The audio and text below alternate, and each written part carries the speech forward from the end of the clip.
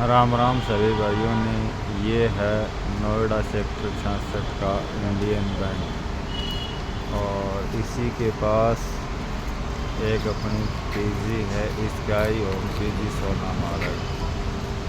इसी बिल्डिंग में 84 रूम। यहाँ आपको रहना और खाना सभी मिलेगा। रहने खाने के साथ साथ वाईफाई, हाउसकीपिंग और वाटर, रूम में बेड, गद्दा, pillow, table, chair, attach bathroom, bike parking, common fridge सब मिलेगा। इसी के साथ लगते लगते अपनी एक पंजाब नेशनल बैंक की बिल्डिंग, इसी में भी स्काई होम की पीजी चल रही है।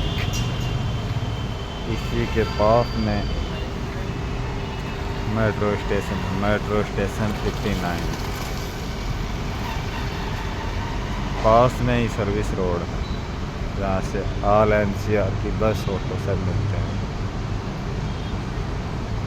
आओ आपको अंदर से कुछ दिखाते हैं।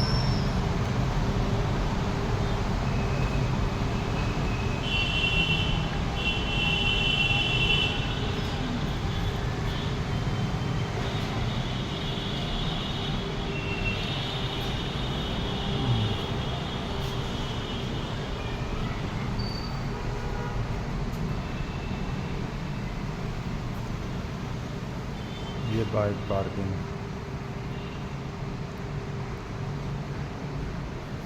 Common fridge, RO dispenser, water,